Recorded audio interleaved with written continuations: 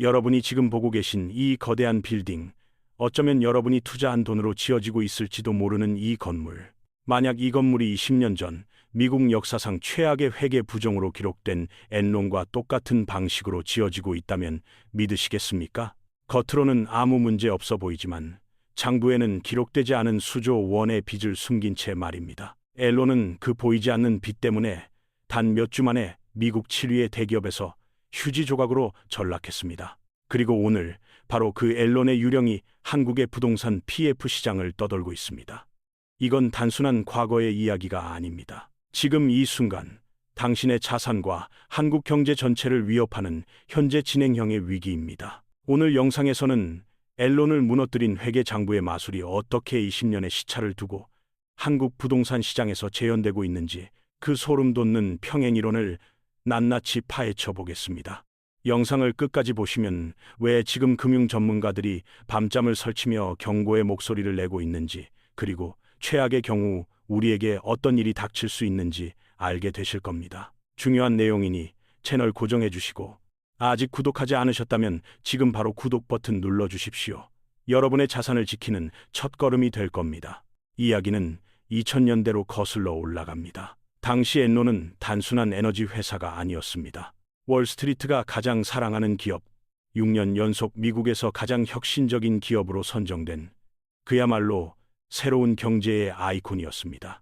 원래는 평범한 천연가스 파이프라인 회사였지만 이들은 에너지 자체를 주식처럼 거래하는 에너지 거래 시장을 창조해냈습니다. 전기, 가스, 심지어 날씨까지 상품으로 만들어 사고 팔았죠. 주가는 하늘 높은 줄 모르고 치솟았고 직원들은 백만장자가 되었으며 CEO인 케네스 레이와 제프리 스킬링은 시대의 영웅으로 칭송받았습니다. 모든 것이 완벽해 보였습니다. 너무나도 완벽해서 오히려 비현실적으로 보일 정도였죠. 엔론의 성장은 사실 거대한 착시 현상이었습니다. 그들이 사용한 마법의 도구는 바로 특수목적법인, 영어로는 Special Purpose Entity, 줄여서 SPE라고 불리는 것이었습니다. 회계 용어라 조금 어렵게 들릴 수 있지만 개념은 간단합니다. 엔론이 자회사를 하나 만듭니다. 그리고 그 자회사에 엔론의 부실 자산이나 빚을 전부 떠넘기는 거죠. 법적으로는 별개의 회사이기 때문에 엔론의 연결 재무제표, 즉 공식적인 회계 장부에는 이 빚이 잡히지 않습니다. 마치 쓰레기를 옆집에 몰래 버리고 우리 집은 깨끗하다고 주장하는 것과 같습니다. 엔론은 이런 유령 회사를 수천 개나 만들어서 수십억 달러의 빚을 장부 밖으로 감쪽같이 숨겼습니다. 투자자들은 엔론이 엄청난 이익을 내는 초우량 기업이라고 믿었지만 실상은 보이지 않는 빚더미 위에서 아슬아슬하게 춤을 추고 있었던 겁니다. 조금 더 구체적으로 들어가 볼까요? 예를 들어 엔론이 전망이 불투명한 발전소 프로젝트에 10억 달러를 투자했다고 합시다. 정상적인 회사라면 이 투자가 손실로 이어질 위험을 장부에 반영해야 합니다. 하지만 엔론은 다릅니다. 추코, 츄 같은 이름의 유령 회사 SPE를 세웁니다. 그리고 이 발전소 지분을 11억 달러에 추코에게 팔아버립니다. 장부상으로는 1억 달러의 이익이 생긴 거죠. 그럼 추코는 무슨 돈으로 이 지분을 샀을까요? 바로 은행 대출입니다. 그런데 은행이 아무 담보도 없는 유령 회사에 돈을 빌려줄 리가 없죠. 그래서 엔론이 우리가 이 대출을 보증한다는 약속을 해줍니다. 결국 빚은 빚대로 남아있고 그 빚의 책임도 엔론에게 있지만 회계 장부에는 오직 1억 달러의 이익만 기록되는 마법이 일어난 겁니다. 이런 식으로 미래에 벌어들일 예상 수익까지 현재의 이익으로 끌어다 쓰는 시가평가 회계를 남용하면서 이익을 뻥튀기 했습니다. 그런데 이런 명백한 사기 행각이 어떻게 세계 5대 회계법인의 감시망을 뚫을 수 있었을까요? 문제는 그 감시자 아서 앤더슨이 엔론의 공범이었기 때문입니다. 당시 아서 앤더슨은 엔론의 회계 감사를 맡는 동시에 엔론에게 막대한 수수료를 받고 컨설팅 서비스까지 제공하고 있었습니다. 감사로 벌어들이는 돈보다 컨설팅으로 버는 돈이 훨씬 컸죠. 고객인 엔론의 비위를 거슬러서 이 황금알을 낳는 거위를 잃고 싶지 않았던 겁니다. 그들은 엔론의 위험한 회계 처리를 알면서도 눈 감아주었고 심지어 더 정교한 회계 부정 방법을 조언해 주기까지 했습니다. 결국 진실이 드러나기 시작하자 아서 앤더슨은 조직적으로 관련 서류를 파쇄하며 증거 인멸을 시도했습니다. 이 사건으로 89년 역사의 아서 앤더슨은 결국 시장의 신뢰를 잃고 해체되고 맙니다. 영원할 것 같던 파티는 2001년 닷컴 버블이 붕괴되면서 서서히 막을 내리기 시작합니다. 주식시장이 얼어붙자 앨런이 투자했던 수많은 기술 기업들의 가치가 폭락했습니다. 더 이상 새로운 투자금을 유치해 빚을 돌려막는 것이 어려워졌죠. 내부 고발자의 폭로도 결정적이었습니다. 부사장 샤론 와킨스는 CEO에게 회계 부정을 경고하는 편지를 보냈지만 묵살당했습니다. 월스트리트 저널의 기자들은 앨런의 복잡한 재무제표 뒤에 숨겨진 진실을 끈질기게 파고들기 시작했습니다. 시장에는 의심의 씨앗이 뿌려졌고 주가는 흔들리기 시작했습니다. 아무도 몰랐습니다. 이 작은 균열이 곧 세계 경제를 뒤흔들 거대한 댐의 붕괴로 이어질 것이라는 사실을 말입니다. 자, 이제 시간을 20여 년 뒤로 돌려 현재의 대한민국으로 와보겠습니다. 우리는 지난 몇 년간 유례없는 부동산 호황기를 겪었습니다. 아파트 값은 천정부지로 치솟았고 그 열기 속에서 수많은 건설 프로젝트가 시작됐습니다. 이 프로젝트들의 자금줄 역할을 한 것이 바로 부동산 프로젝트 파이낸싱, 즉 PF입니다. PF는 사업의 미래 수익성을 담보로 거액의 자금을 조달하는 금융기법입니다. 시행사는 자기 돈 거의 없이 PF 대출만으로 땅을 사고 건물을 올릴 수 있었죠. 은행과 증권사들은 막대한 수수료 수익에 취해 경쟁적으로 돈을 빌려줬습니다. 모든 것이 장밋빛으로 보였습니다. 마치 20년 전 앨런의 주가처럼 말이죠. 여기서 앨런의 그림자가 짙게 드리워집니다. 한국의 부동산 PF 구조는 앨런의 SPE와 소름 돋을 정도로 닮아 있습니다. 시행사는 프로젝트를 위해 프로젝트, 금융투자, 회사, PFB라는 서류상의 회사를 만듭니다. 이 PFB가 바로 앨런의 SPE와 같은 역할을 합니다. PFB는 사업자금을 조달하기 위해 자산유동화기업어음 ABCP라는 단기 채권을 발행합니다. 그런데 신용도가 없는 PFB가 발행한 채권을 누가 사겠습니까? 여기서 증권사가 등장합니다. 증권사는 채무 보증을 서주고 막대한 수수료를 챙깁니다. 이렇게 발행된 ABCP는 일반 투자자들에게 팔려나갑니다. 중요한 것은 이 거대한 PF 대출금이 시행사나 건설사의 공식적인 재무제표에는 잡히지 않는다는 점입니다. PFV라는 별도 법인을 통해 자금을 조달했기 때문이죠. 바로 앨런이 SPE를 통해 빚을 장부 밖으로 숨겼던 수법과 정확히 일치합니다.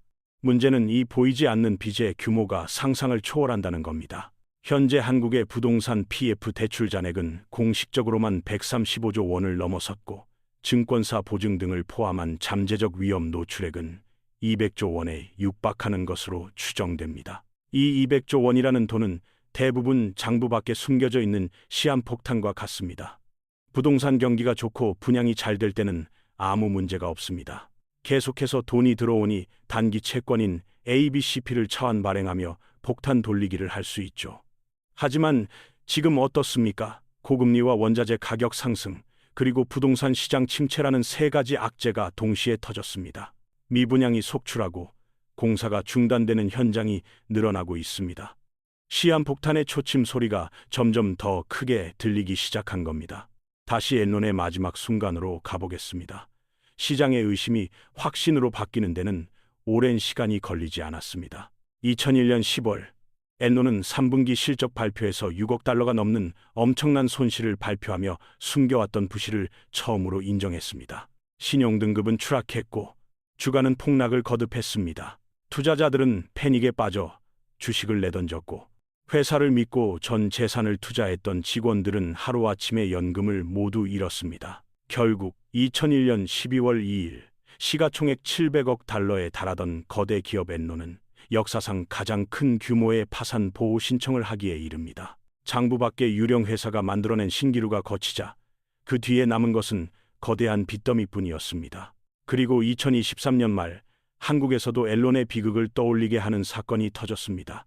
바로 시공능력평가 16위의 중견건설사 태영건설의 워크아웃 신청입니다. 태영건설은 무리한 부동산 PF 사업 확장이 발목을 잡았습니다. 장부상 부채 비율은 400%대였지만 PF 보증 채무까지 포함한 실질 부채는 훨씬 더 컸던 것으로 드러났습니다. 태영건설 사태는 빙산의 일각에 불과하다는 경고가 쏟아지고 있습니다. 만약 태영건설보다 더 취약한 다른 건설사나 금융사에서 문제가 터진다면 그 파장은 상상 이상일 수 있습니다. 하나의 PF 사업장이 부실화되면 돈을 빌려준 금융사와 보증을 선 증권사, 공사를 하던 건설사가 연쇄적으로 위험에 빠지는 도미노 효과가 발생할 수 있기 때문입니다. 물론 엔론 사태와 한국의 부동산 PF 위기가 모든 면에서 똑같은 것은 아닙니다. 가장 큰 차이점은 엔론은 경영진이 주도한 명백한 회계 사기였던 반면 한국의 PF는 법의 테두리 안에서 이루어진 위험한 금융 관행이라는 점입니다. 또한 엔론은 단일 기업의 문제였지만 PF 위기는 금융 시스템 전반에 얽혀 있어 정부와 금융당국이 적극적으로 개입하고 있다는 점도 다릅니다. 정부는 부실 사업장을 정리하고 유동성을 공급하며 연착륙을 유도하고 있습니다. 하지만 그렇다고 안심할 수는 없습니다. 위기의 본질, 즉 장부에 보이지 않는 거대한 빚이라는 핵심적인 유사성은 변하지 않기 때문입니다. 엔론의 유령은 부동산 시장에만 있는 것이 아닙니다. 최근 몇 년간 뜨거웠던 바이오 투자 시장에서도 비슷한 경고음이 들립니다. 많은 바이오 기업들은 아직 상용화된 제품 없이 미래의 신약 개발 가능성, 즉 파이프라인의 가치만으로 높은 기업 가치를 평가받습니다. 이는 엔론이 미래에 불확실한 수익을 현재의 이익으로 끌어다 썼던 시가평가 회계와 유사한 측면이 있습니다. 임상 결과나 기술 이전 계약 하나에 주가가 천국과 지옥을 오가는 모습은 실체 없는 기대를 바탕으로 쌓아 올린 엔론의 주가 그래프를 떠올리게 합니다. 실체가 아닌 꿈을 거래할 때 그 꿈이 깨지는 순간의 충격은 훨씬 더 크다는 것을 우리는 엔론을 통해 이미 배웠습니다. 어떤 분들은 이렇게 생각할 수 있습니다.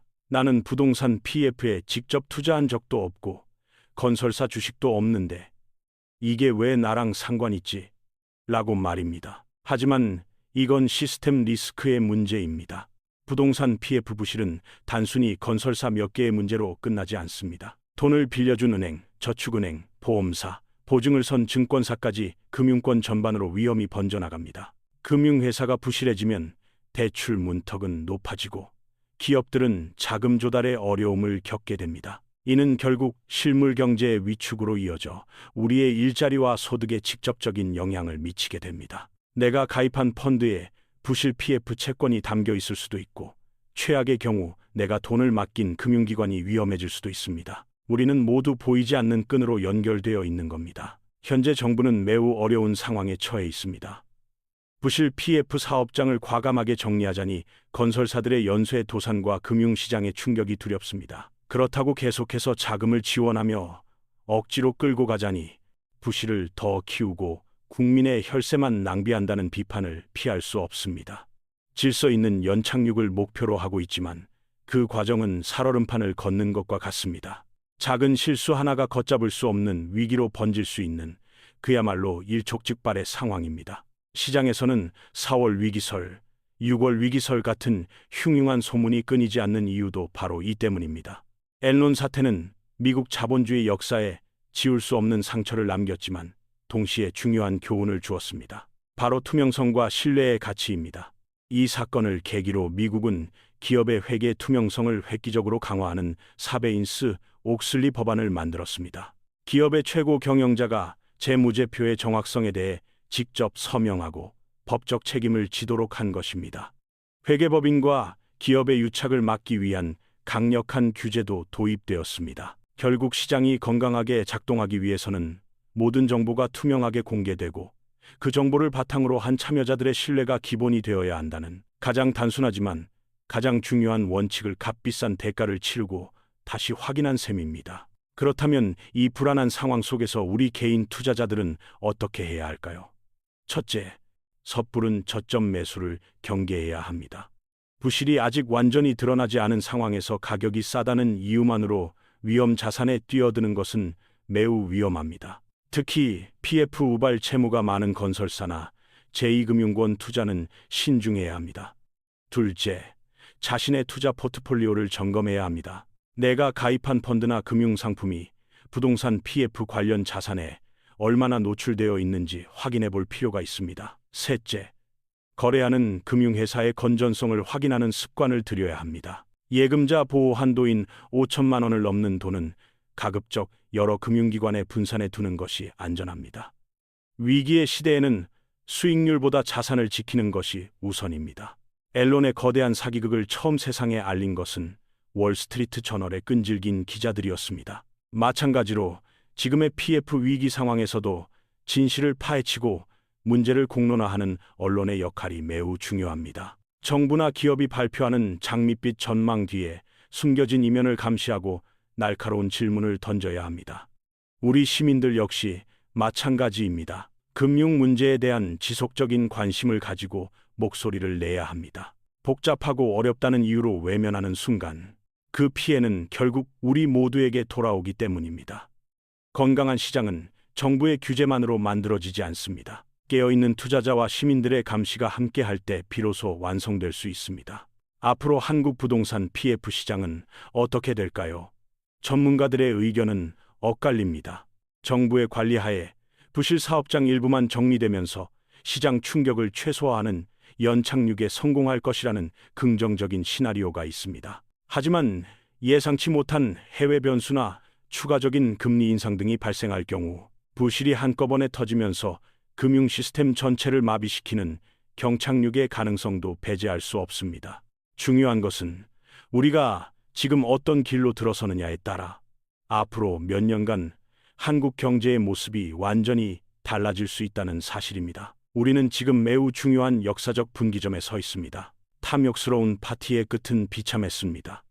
앨런의 창업자 케네스 레이와 CEO 제프리 스킬링을 포함한 경영진들은 줄줄이 법의 심판을 받았습니다. 사기, 내부자, 거래, 공모 등의 혐의로 수십 년의 중형을 선고받았죠. 케네스 레이는 판결을 기다리던 중 심장마비로 사망했고, 제프리 스킬링은 오랜 기간 복역한 뒤에야 출소할 수 있었습니다. 회계 부정을 주도했던 CFO 앤드류 페스토우는 검찰에 협조하는 대가로 형량을 줄였지만 그 역시 감옥살이를 피하지 못했습니다. 그들이 쌓아 올린 부와 명예는 한순간에 신기루처럼 사라졌고 역사상 가장 파렴치한 기업인이라는 오명만이 남았습니다. 역사는 똑같이 반복되지는 않지만 비슷한 운율을 가지고 반복된다는 말이 있습니다. 20년 전 미국을 뒤흔들었던 엔론 사태와 지금 우리가 마주한 부동산 PF 위기는 놀라울 정도로 비슷한 운율을 가지고 있습니다. 저금리와 유동성이 넘쳐나던 시기에 시작된 탐욕의 축제, 복잡한 금융 구조를 이용해 위험을 장부 밖으로 숨기는 기법, 그리고 언젠가는 터질 것을 알면서도 멈추지 못했던 폭탄 돌리기까지. 우리는 과연 앨런의 비극적인 역사에서 교훈을 얻어 다른 결말을 만들어낼 수 있을까요? 아니면 또다시 값비싼 대가를 치르고 나서야 후회하게 될까요? 그 답은 앞으로 몇 달, 몇 년 안에 결정될 것입니다. 앨런 사태는 우리에게 투명하지 않은 이익과 장부 뒤에 숨겨진 부채가 얼마나 무서운 결과를 초래하는지 보여주는 강력한 사례입니다. 그리고 그 경고는 20년이 지난 지금 한국의 부동산 PF라는 이름으로 우리에게 똑같은 질문을 던지고 있습니다. 우리는 이 보이지 않는 폭탄을 안전하게 해체할 수 있을까요? 여러분의 생각은 어떠신가요? 현재 부동산 PF 위기의 심각성에 대해, 그리고 앞으로 우리 경제가 어떤 방향으로 나아갈 것 같은지에 대해 여러분의 소중한 의견을 댓글로 남겨주시기 바랍니다. 함께 토론하고 고민하면서 이 위기를 헤쳐나갈 지혜를 모을 수 있기를 바랍니다. 오늘 영상이 도움이 되셨다면 좋아요와 구독, 알림 설정 부탁드립니다. 더 깊이 있는 분석으로 다시 찾아뵙겠습니다.